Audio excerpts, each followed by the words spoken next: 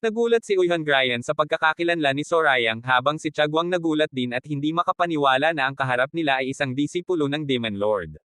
Mula sa labas may sumigaw sa may-ari ng restaurant at tinanong kung kailan pa magiging handa ang pagkain. Sa loob, ang mga miyembro ng Berserk Demon Squad ay nagkakagulo, may sumigaw na punuin nila ang kanilang mga sarili sa araw na iyon, habang ang isa naman ay nag-uutos na dalhin ang mga inumin. Samantala, may dalawang miyembro ang nag-uusap at nagtataka kung bakit naroon ang Third Young Lord, dahil ang akala nila ay may chi blockage ito, napagtanto ng isa na iyon pala ang kalagayan ni Sorayang bago sila umalis. Ipinahiwatig ni Chagwang na marahil ay mahina pa rin si Sorayang, plano nilang umaksyon sa sandaling magulo ni Sorayang ang squad leader. Isang miyembro ang nag-aalala na sinasabi na si Sorayang ay ang Third Young Lord at isang potensyal na kahalili.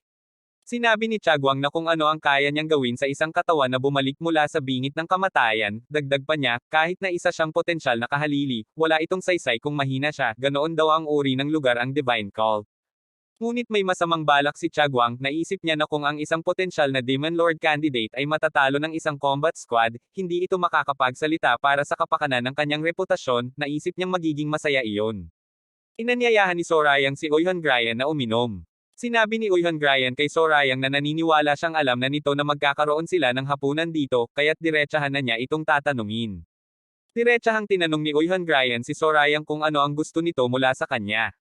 Sinabi ni Sorayang na natutuwa siyang diretsahan si Uihan Ryan dahil hindi rin niya gusto ang paligoy-ligoy na usapan.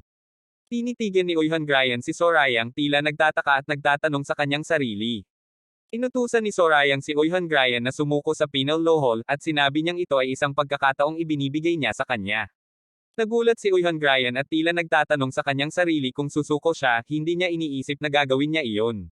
Napansin ni Uihan Ryan ang sinabi ni Sorayang at tila naiintindihan niya ito. Paliwanag ni Sorayang kahit sumuko si Uihan Ryan, maituturing lamang itong isang maliit na pagkakasala at magreresulta lang sa pagpapahayag ng pagsisisi at pagmumulta, at hindi ito malaking bagay, ang Penal Lohol ay hindi raw makukulong si Uihan Ryan sa isang ganoong uri ng krimen. Naisip ni Uihan Ryan na bigla na lang lumitaw si Sorayang at ngayon ay nagtatanong siya kung gaano karami ang alam nito. Muling sinabi ni Uihan Ryan na hindi niya alam ang pinag-uusapan ni Sorayang at wala siyang nagawang krimen, nagtanong si Sorayang tila hindi naniniwala. Tinanong ni Sorayang kung paano naman nakakagastos ang Berserk Demon Squad ng libu-libong niyang sa gastusin ng squad bawat buwan. Sinabi ni Sorayang kay Uihan Ryan na siya ang numero 1 sa kalupitan, hindi sa lakas, dagdag pa, kahit ang unang hukbo ng Heavenly Demon ay gumagamit lamang ng 800 niyang sa isang buwan, ngunit sila ay gumagastos ng mahigit 1,000. Ipinaliwanag ni Sorayang na ang Internal Enlightenment Facility ni Yonsim ang namamahala sa pananalapi ng kulto, ang impormasyong ibinigay nito ay kasama ang budget records na nagpapakita ng laki ng mga combat squad. Sinabi ni Sorayang na walang paraan na ang isang maliit na squad tulad ng kay Uihan Ryan, na binubuo ng mga hindi makontrol na baliw, ay magkakaroon ng mas malaking budget kaysa sa pangunahing hukbo ng kulto. Dahil dito, ang ibig sabihin ay nakakatanggap sila ng dagdag na pera mula sa iba bukod sa budget ng kulto, dagdag pa niya, iisa lang ang taong gagawa ng ganoong klaseng pandaraya sa kulto. Ipinagpatuloy ni Sorayang na ipinapalagay niyang nakatanggap lang si Uihan Ryan ng pera sa isang hapunan at kung ano paman, kung susuko si Uihan Ryan, hindi niya ito gagawing malaking issue, ngunit, may kapalit ito. Kinailangan ni Uihan Ryan na sabihin kay Sorayang ang pangalan ng taong nagbigay sa kanya ng pera. Naisip ni Uihan Ryan na nauunawaan niya na hindi siya ang target ni Sorayang mula pa sa simula, naramdaman niyang nakakainis na ginagamit lang siya bilang chess piece sa pagitan ng mga Young Lords. Sumagot si Uihan Ryan na hindi niya alam kung saan nakuha ni Sorayang ang mga maling chismis na iyon. Ngunit sinabi ni Uihan Ryan na wala itong patunay kung narito raw si Sorayang para puwersahin siya, dapat ay nagdalaman lang ito ng patunay. Nagtaka si Sorayang at sinabing, kaya pala, ang krimen na walang ebidensya ay hindi krimen, tinanong niya si Uihan Ryan kung libangan ba nito ang gawing mas komplikado ang mga bagay kaysa sa nararapat. Ngumiti si Sorayang at sinabing ni Uihan Ryan, ang Third Young Lord ang siyang nagpakomplika ng mga bagay. Sinabi ni Uihan Ryan na salamat sa inumin at aalis na siya. Hinarap ni Sorayang si Uihan Ryan at ibinunyag na ipinamahagi nito ang lahat ng perang nakuha niya mula sa Fourth Young Lord sa kanyang mga miyembro ng squad. Dahil doon, ang paggasta ng squad ni Uihan Ryan ay medyo malaki. Alam ng lahat na hindi niya kayang gastusin ang ganoon karaming pera sa budget lang na ibinigay sa kanya, nagtanong si Sorayang kung hindi ba makukulong ang lahat ng subordinate ni Uihan Ryan dahil sa pagtanggap ng pera mula sa hindi kilalang sources kung sisiyasatin nila ang kanyang paggasta. Kung mangyari iyon, ang Berserk Demon Squad ay muling bubuuan at bubuwagin. Tinitigan ni Uihon Gryan si Sorayang at tinanong kung gusto talaga nitong makita ang katapusan ng lahat. Bumalik ang tingin ni Sorayang kay Uihon Gryan, napansin niya ang tono ng boses nito, sinabi ni Sorayang na magiging maayos ang lahat hanggat sumusuko siya, nagtatanong siya kung magsasagot ba si Uihon Gryan sa pamamagitan ng pagbunot ng espada. Sinabi ni Uihon Gryan na hindi niya kayang magkaroon ng galos at hiwa ang isang mahalagang tao tulad niya. Napansin ni Sorayang ang sagot ni Uihon Gryan at tila naniniwala siyang nahulog ito sa kanyang bitag, nagtanong siya kung ibig sabihin ba nito ay ayos lang ang mga pasa. Nakatitig si Sorayang sa isang pasa na nasa likod ng leeg ni Uihon Gryan, kasabay nito ay may mabilis na tumakbo patungo sa kanila. Bumaling si Sorayang ang tingin sa mabilis na tumakbo patungo sa kanya. Sinugod ni Chagwang si Sorayang na nagpapahayag na siya ang unang magbibigay ng leksyon. Mabilis na nailagan ni Sorayang ang suntok ni Chagwang. Pagkatapos inatake niya pabalik si Chagwang na mabilis bumulusok sa malayo. Sa lakas ng atake, lumipad si Chagwang paitaas at bumagsak sa lupa na nagdulot ng malaking ingay at pagkabasag ng sahig. Tinitigan ni Sorayang ang nangyari at tila nagulat sa lakas ng kanyang atake, at tila hindi sinasadya ang paggamit ng labis na lakas. Nagsalita si Uihon Gryan na nagpahayag na ayaw niya ng anumang karahasan sa araw na iyon, lalo na't matagal na ring hindi nagkaroon ng pagdiriwang ang kanyang squad, ngunit, ipinahiwatig niyang patuloy na si Sorayang ay lumalampas sa kanyang mga limitasyon. Sa isang iglap, sinugod ni Uihon Gryan si Sorayang. Nagulat si Sorayang sa bilis ng pag-atake ni Uihon Gryan at napilitan siyang umilag. Naisip ni Sorayang na si Uihon Gryan ay mabilis at matalas ang mga atake nito. Napansin ni Sorayang na magaling si Uihon Gryan na nagpakita ng kasanayan sa labanan, sinabi ni Uihon Gryan na ito ang unang hapunan na kanilang idinaos sa loob ng isang taon, hindi niya raw mapapatawad ang sinumang sisira sa masayang araw na tulad nito, kahit pa disipulo ito ng Demon Lord. Sinabi ni Sorayang na bantayan ni Uihon Gryan ang kanyang mga salita dahil hindi siya ang sum-iron ng hapunan. Dagdag ni Sorayang, ang hanggal na subordinate ni Uihon Gryan ang may kasalanan. Sumigaw si Uihon Gryan at tinanong kung ano ang sinabi ni Sorayang, galit na galit siya sa mga salita ni Sorayang at sa katigasan ng ulo nito na ayaw umamin ng kanyang pagkakasala. Nagulantang ang mga miyembro ng Berserk Demon Squad sa loob ng restaurant, nagtanong sila kung ano ang nangyari dahil masyadong mabilis ang mga pangyayari, nagtaka sila kung bakit nag-aaway ang Third Young Lord at ang squad leader, isang miyembro ang napansin na bumagsak na ang deputy leader. Hinarap ni Uihon Gryan si Sorayang at sinabing talagang marunong itong magsalita. Sinabi ni Uihon Gryan na dapat ay nanatili na lang si Sorayang sa bahay para magpahinga kung gumaling na ito mula sa chi blockage. Galit na tinanong ni Uihon Gryan si Sorayang kung bakit narito ito at sinisira ang mga bagay-bagay.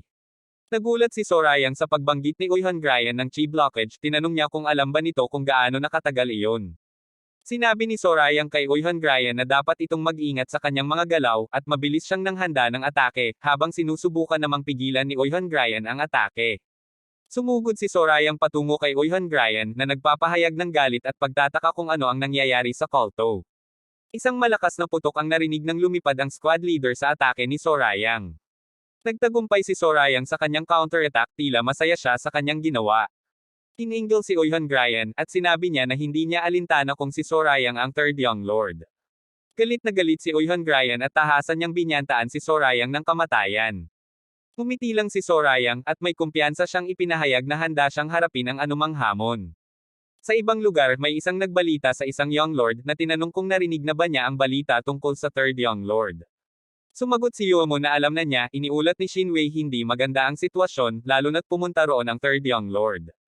Naisip ni Yomo na marahil ay hinahabol siya ni Sorayang at sinusubukan itong maglagay ng agwat sa pagitan niya at ng Berserk Demon Squad leader. Nagtanong si Shinwei kay Yomon kung mayroon ba siyang dapat gawin tungkol dito. Sinabi ni Yomon kay Shinwei na huwag itong mag-alala, dahil ang Berserk Demon Squad leader ay hindi marunong magsalita, sa halip, mas magiging tahimik ito kung sasaktan ng Third Young Lord ang kanyang pride. Sa makatuwid, mas mainam daw na nag-aaway sila, iniisip niya na maging si Sorayang man o si Uihon Gryan. Walang sino man ang makakalabas ng walang galos sa labanang iyon. Ngumiti lang si Sorayang sa mga nangyayari. Tinitigan ni Uihon Gryan ang asol na enerhiya na nasa kanyang kamay at tila iniisip ang kanyang susunod na galaw, ito ang Green Jade Demon Art na sinasabing Minaster ng Berserk Demon Squad leader. Sa isang malakas na pagpapahayag ng pagsubok, pinakawalan niya ang kanyang matinding atake patungo kay Sorayang. Nagulat si Sorayang sa lakas ng atake, at sa kanyang isipan ay nagulat siya kung bakit nangyayari ito sa loob ng isang gusali. Dahil sa lakas ng atake, nabasag ang pader at lumikha ng malaking pinsala sa lugar. Napansin ni Sorayang na ang mga chismis ay totoo, na kapag nagagalit si Oihan Gryan, nabubulag ito sa galit. Sinabi ni Sorayang kay Oihan Gryan na ayos lang ang makipaglaban, ngunit huwag nitong sirain ang pag-aari ng ibang tao. Ang may-ari ng restaurant ay nagulantang sa pinsalang nangyayari, ang kanyang restaurant ay nasa area, sinubukan siyang gisingin ng kanyang mga tauhan. Pumisi si Sorayang at sinabi na marahil ay maaari lang nilang gamitin ang pera mula sa Fourth Young Lord para sa kompensasyon. Galit na galit si Oihan Gryan at tahasan niyang inutusan si Sorayang na tumahimik. Sinabi ni Oihan Gryan kay Sorayang na kung tingin nito ay nakakatawa ito, hindi siya magdadalawang isip na saktan ito, habang sinuntok niya si Sorayang kasabay nitong napaatras ng malayo.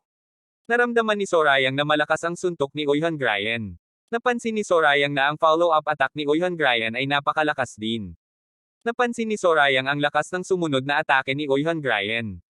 Sa tindi ng atake, napilitan si Sorayang na umatras, at ang kanyang mga paa ay gumawa ng malalim na bakas sa sahig. Nataman si Sorayang at napadaing sa sakit. Bumagsak si Sorayang matapos matamaan ng atake ni Oihan Gryan. Naramdaman ni Sorayang ang sakit at tila nagulat sa lakas ng kanyang kalaban. Inihanda ni Oihan Gryan ang kanyang susunod na atake na sinamahan ng isang matinding sigaw. Napansin ni Sorayang na mas lalo pang lumakas si Oihan Gryan. Naisip ni Sorayang na si Oihan Gryan ay halos napakalakas na para sa kanya para lang manatili sa depensa. Patuloy ang labanan kung saan sinipa ni Sorayang si Oihan Gryan na may asul na enerhiya. Mabilis na lumayo si Sorayang habang nakatitig si Oihan Gryan sa kanya. Naisip ni Sorayang na naiintindihan na niya kung bakit binigyan ng Fourth Young Lord si Oihan Gryan ng pera, ang kanyang kakayahan sa labanan ay sulit, gayunpaman, hindi siya ang tipo na kayang suhulan ng pera. Naisip ni Oihan Gryan na matagal na siyang hindi nakaranas ng ganoong kagalakan sa pakikipaglaban, kaya, nagtaka siya kung bakit tinanggap ni Sorayang ang kanyang pera. Nagulat ang mga miyembro ng Berserk Demon Squad sa labanan, ang ilan ay nasa sabik, habang ang iba ay nag-aalala, isang miyembro ang nagtanong kung walang mangyayari sa squad leader. Sinimula ni Oihan Gryan ang kanyang pagtalumpati sa Berserk Demon Squad. Sinabi ni Oihan Gryan sa kanyang squad na nasira ang kanilang mahalagang dinner party dahil sa kanyang personal na issue. Ipagpapatuloy ni Oihan Gryan ang pagharap sa problema kahit pa mga hulugan ito na mapupunta siya sa penal law hall, kaya, inutusan niya ang kanyang squad na tamasahin ang nalalabi ng kanilang dinner party, at sinabi niya na ito ay isang utos. Nakatingin ang mga miyembro ng squad kay Oihan Gryan. Naghiyawan ng Berserk Demon Squad na ipinapahayag ang kanilang suporta at katapatan kay Oihan Gryan. Narinig ni Sorayang ang malalakas na hiyawan ng Berserk Demon Squad na paulit-ulit na sinisigaw ang squad leader, ito ay nagpatanto sa kanya na ang buong pangkat ay tapat at nabubuhay ayon sa kanilang pangalan. Naisip ni Sorayang na ang Heavenly Demon Divine Cult ay, gaya ng inaasahan, puno ng mga kawili-wiling individual, ang nakapalibot na mga boses ay nagpapatunay sa kanyang obserbasyon. Pinanood ni Sorayang ang mainit na suporta mula sa squad ni Oihan Gryan, at itinuring niya itong isang nakakaantig na organisasyon. Samantala, tila sinasagot naman ni Oihan Gryan sa kanyang isip na iyon nga sila. Naisip ni Sorayang kung naging masyado ba siyang walang muwang sa pag-iisip, hindi niya inakalang ang isang may ganoong talento ay tatanggap ng pera mula sa Fourth Young Lord, nagtaka rin siya kung sapat na ba ang pisikal na pagtatamo upang makinig ito sa kanya, sa halip na subukang manipulahin ito. Biglang dumating si Goldie habang gumagawa ng mga tunog. Nagulat si Sorayang sa biglaang paglitaw ni Goldie, at tinanong niya kung bakit naroon si Goldie, sinabi niya na inutusan niya itong manatili sa labas. Tinanong ni Oihan Gryan si Sorayang kung naguguluhan ito habang siya ay nakatayo sa harap nito. Naisip ni Sorayang na talagang minamaliit siya ni Oihan Gryan, nakita niya ang energy wave at naisip na gagamitin na naman ni Oihan Gryan ang palm force. Nakatingin si Goldie kay Sorayang, na tila nagtataka at nagtatanong. Galit na inatake ni Oihan Gryan si Sorayang na nagpapahayag ng pagnanais nitong mamatay na ang Third Young Lord. Sumigaw si Sorayang, hinihiling na makinig muna ang kanyang kalaban. Nakiusap si Sorayang na maaari bang mag-atake muna sa ibang pagkakataon, ipinaliwanag niya na si Goldie ang kanyang matalik na kaibigan at kailangan muna itong iligtas bago sila magpatuloy sa labanan. Ngunit galit na si Oihan Gryan na tila ayaw pakinggan ang paliwanag ni Sorayang. Sa gitna ng atake, tila nagtataka si Oihan Gryan kung nagbibiro ba si Sorayang, samantala, sumigaw si Sorayang ng pagtutol dahil sa pag-aalala para kay Goldie.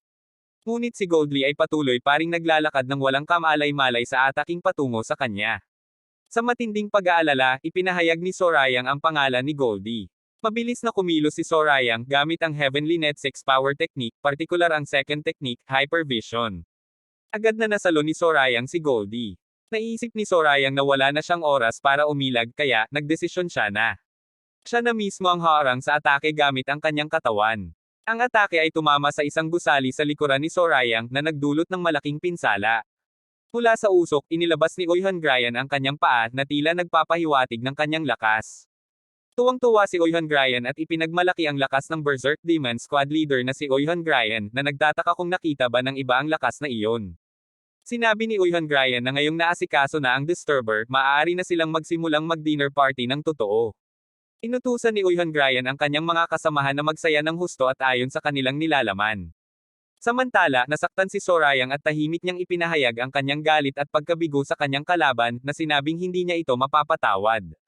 Nilapitan si Sorayang ng mga miyembro ni Oihan Gryan at nagkomento na tila ayos pa rin ang bibig ni Sorayang pagkatapos ay inutusan ni Oihan Gryan ang isang tao na dalhin ang Third Young Lord sa kanyang tirahan. Isang miyembro ng Berserk Demon Squad ang lumapit kay Sorayang na nakahiga pa rin sa sahig at tinanong kung bakit hindi na lang ito umuwi sa halip na nakahiga lang doon. Pumiti siya at tinanong siya kay Oihan Gryan kung hindi ba ito masyadong malupit. Naiisip nang siya kung paano palalabas sa publiko si Sorayang ngayon pagkatapos ng nangyari, kasabay nitong may isang kamay ang mabilis na patungo sa kanyang mukha. Ang malakas na atake ay bumagsak na nagdulot ng malaking pinsala sa lupa at sa mga nakapaligid dito, tila may tinamaan sa mga nakapaligid. Kasabay nito ang isang malakas na pagsabog ang naganap matapos ang atake. Pati rin si Oihan Gryan ay bumagsak sa lupa, tila nasaktan sa atake. Galit na galit si Sorayang at nagtaka siya kung paano naglakas loob ang kanyang kalaban. Sa kanyang galit, tinanong ni Sorayang kung paano naglakas loob ang kalaban na saktan ang kanyang cute na maliit na Goldie. Nagyayabang si Sorayang at sinabi na hindi dapat masama si Goldie, ang kanyang aura ay nagbago at tila mas malakas siya ngayon. Mabilis na tumakbo si Dongpil na tila nagmamadali. Nakaramdam ng pagod si Dongpil at ipinahayag ang kanyang nararamdaman. Kailangan niyang ilabas ang Young Master doon bago lumala ang labanan. Sa loob ay isa mga miyembro ni Oihan Gryan ay nakapikit sa pader at tila nawalan ng malay pagkatapos ng atake ni Sorayang. Nagulat si Oihan Gryan at hindi makapaniwala kung paano pa nakatayo si Sorayang. Nagtaka si Oihan Gryan kung paano pa nakatayo si Sorayang, gayong tinamaan siya ng direkta ng Green Jade Demon Arts. Naiisip ni Oihan Gryan na hindi siya nagpigil sa kanyang mga demonic arts kaya mas lalo siyang nagulat sa katatagan ni Sorayang. Sumugod si Dongpil na nag-aalala at tinanong si Sorayang kung ayos lang ba ito, sinabi niya kay Sorayang na kailangan na itong umalis doon. Tinanggihan ni Sorayang ang tulong ni Dongpil, sinabi niya na hindi siya aalis hanggat hindi niya sila napapahamak. Nagulat si Dongpil at sinabing niyang hindi pwede habang pinipinit niyang pigilan si Sorayang. Tinanong ni Oihan Gryan si Dongpil kung alam ba nito kung sino ang kausap nito, nagtanong din siya kung sino ba ito, sumagot si Dongpil na si Sorayang ang Third Young Lord ng Divine Cult. Galit na inutusan ni Oihan Gryan si Dongpil na tumahimik, sinabing hindi ito parte ng usapan at utos na umalis. Biglang inatake ni Sorayang si Oihan Gryan na hindi kaagad nakariyak sa mga atake. Sa sunod-sunod na atake ni Sorayang ay napalipad sa bobog si Oihan Gryan. Pumagsak si Oihan Gryan sa lupa matapos tamaan at naramdaman niya ang sakit. Tinitigan ni Sorayang si Oihan Gryan na ngayon ay nasa lupa, habang ang mga kasamahan ni Sorayang ay nakapaligid, nagtaka si Oihan Gryan kung ano ang nangyari. Inilahad ni Oihan Gryan na hindi niya nakita ang paggalaw ni Sorayang, idinagdag niya na mayroon siyang higit sa 20 taon ng karanasan sa mga labanan kung saan kailangan niyang lumaban para sa kanyang buhay, ngunit hindi pa rin siya nakapag-react. Galit na galit si Sorayang at ang kanyang mga mata ay nagninangas sa pulang enerhiya, tinanong niya si Oihan Gryan kung sa tingin ba nito ay makakaalis ito doon ng buhay matapos saktan si Goldie. Galit din si Oihan Gryan at sinabi na mabait lang siya dahil si Sorayang ang Third Young Lord, ngayon ay nagtatanong na siya kung talagang gusto nitong mamatay. Nagulat si Dongpil at ang iba pang mga kasamahan sa sitwasyon. Nagsimulang gamitin ni Oihan Gryan ang Berserk Demon Divine Fist, isang malakas na teknik, nagtaka ang isang kasamahan kung talagang balak patayin ng baliw na babaeng iyon ang Young Master. Galit na galit si Oihan Gryan at sinabing mamatay na si Sorayang. Inatake ni Oihan Gryan si Sorayang gamit ang isang mabilis at malakas na mga atake, ngunit nanatiling nakatayo lang si Sorayang. Habang umatake sumigaw si Oihan Gryan nang mamatay na siya. Ang kamay ni Oihan Gryan ay nagningning sa asul na enerhiya, naghahanda para sa isa pang atake, at sa kanyang isip. Tinitigan ni Sorayang si Oihan Gryan na tila naghahanda ng atake, habang si Oihan Gryan ay gumagawa ng isang matalim na tunog.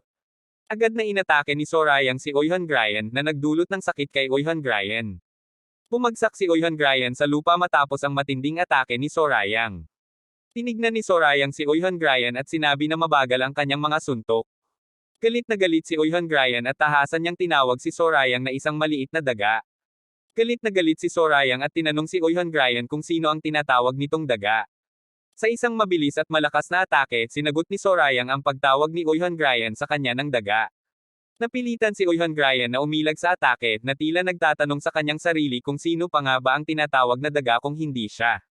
Si Sorayang ay tila handang umatake muli na may matalim na titig. Inilabas ni Uihan Gryan ang kanyang lakas at may kasamang malakas na tunog ang kanyang pag-atake. Sinagot ni Uihan Gryan ang tanong ni Sorayang na tila nagtataka kung may daga ba na naiiba sa kanya. Pinagmamasdan ni Uihan Gryan ang kanyang mga kamay na may asul na enerhiya at sinabi na madali niyang matatalo ang sinuman gamit ang kanyang Berserk Demon Divine Fist.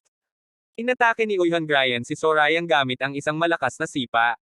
Nag-iisip si Sorayang na tila nagtatanong sa kanyang sarili kung ang sinasabi ni Uihan Gryan na tulad niya, ang kanyang mga mata ay nagninanga sa pulang enerhiya. Nagulat si Uihan Gryan at hindi makapaniwala na ang kanyang Berserk Demon Divine Fist ay hindi nakatagos sa demonic energy ni Sorayang. Kasabay nitong inatake ni Sorayang si Uihan Gryan gamit ang isang malakas na sipa na nagtulak kay Uihan Gryan paatros. Nasaktan si Uihan Gryan at dumyugo ang kanyang bibig, naisip niya na malakas si Sorayang, nagtaka siya kung ang lahat ba ng disipulo ng Demon Lord ay ganito kalakas.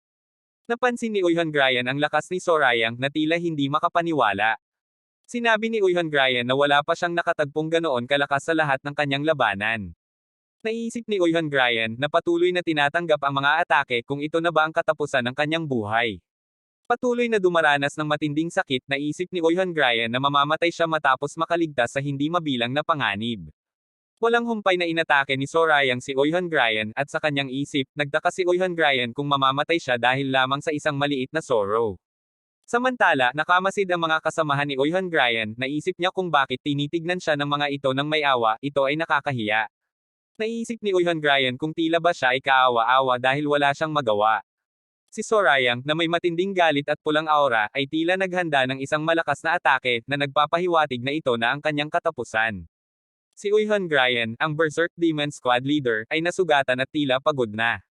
Naalala ni Uihan Gryan ang nakaraan, nagtataka siya kung bakit napakakakaiba na ang isang taong may lahing Yui ay papasok sa kanilang kulto, ipinaliwanag niya na ang pamilya Yui ay nasira matapos manggulo sa Divine Cult, sinuman, mula sa 7 families at sa kanilang panig, ay ayaw sa kanya.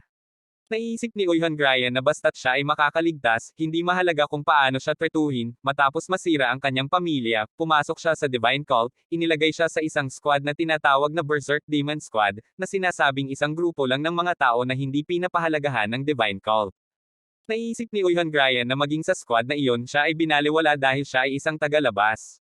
Habang nakahawak ng mahigpit ang espada sa leeg ng kalaban, ipinahayag ni Uihan Gryan na hindi siya magpapakabait kahit na mas matanda ito sa kanya, dahil sa takot at sakit, sumuko na lamang ang lalaki at inamin ang kanyang pagkatalo.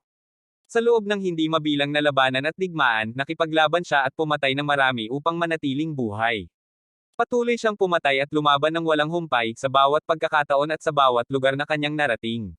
Ito ang kanyang naging paraan upang mabuhay sa pamamagitan ng walang tigil na pakikipaglaban at pagpatay sa sinumang hamarang sa kanya. Sa paglipas ng panahon, dumating ang sandaling kinailangan niyang harapin ang pinuno ng pangkat noon hanggang sa kamatayan. Nagkaroon sila ng matinding labanan hanggang sa huling hininga, kung saan nagpasya kung sino ang mananatili at sino ang babagsak. Pagkatapos ng matinding bakbakan at matinding sakripisyo, sa huli ay nagwagi siya at nakuha ang kanyang posisyon bilang pinuno ng pangkat ng nagngingit-ngit na demonyo. Ang pangkat na iyon ay naging tila pamilya sa kanya, na siya ang namumuno at inaalagaan, sa loob ng buong kulto, walang sino man ang nang-ahas na bigkasin ang pangalan nila ng walang paggalang at basta-basta lamang. Ngunit sa kabila ng lahat ng kanyang pinagdaanan at nakamit, napaisip siya kung dito na ba magtatapos ang lahat at dito na siya mamamatay. Nakita niya ang mahigpit na kamao ni Sorayang na puno ng galit at lakas, na nagpapatunay na darating na ang huling sandali para sa kanya. Buong lakas na sumugod at sumuntok si Sorayang, na nagdulot ng matinding pagsabog at banggaan ng lakas na nagpagulong-gulong sa paligid. Sa gilid, gulat na gulat at puno ng pangamba ang mga kasamahan ni Uihan Gryan habang tinatawag nila ang kanilang pinuno. Mabilis na humakbang si Sorayang, na nag-iwan ng malakas na ugat sa lupa dahil sa bigat at bilis ng kanyang galaw. Tiningnan ni Sorayang ang kanyang kalaban at inamin na kahit binubugbog at nasasaktan, nakabawi pa rin ito ng lakas at tapang, kaya kinikilala niya ang katatagan nito. Tumawa ng mababa at nakakaloko si Oyhan Gryan at mariing nagbabala na huwag siyang maliitin at ituring na mahina. Puno ng determinasyon at kislap ng tapang sa kanyang mga mata, muling ipinakilala ni Oyhan Gryan ang kanyang sarili bilang pinuno ng pangkat ng nagngingit-ngit na demonyo. Lalong lumakas at kumalat ang asul na enerhiya mula sa kanyang espada. Nayumayanig maging ang lupa sa ilalim ng kanyang mga paa. Napansin ni Sorayang na asul ang liwanag at lakas na lumalabas sa espada nito, at nasa antas na kung saan sumusunod ang sandata sa bawat kaisipan at kagustuhan ng may-ari, hinangaan niya ang ganda at kapangyarihan ng sandatang iyon. Bilang isang mandirigama na sanay at dalubhasa rin sa sining ng espada, naramdaman ni Sorayang na nararapat lamang na gamitin din niya ang kanyang sariling lakas at sandata upang tumugma dito, hinamon niya ito upang ipakita ang tunay na kakayahan at kapangyarihan ng espadang iyon.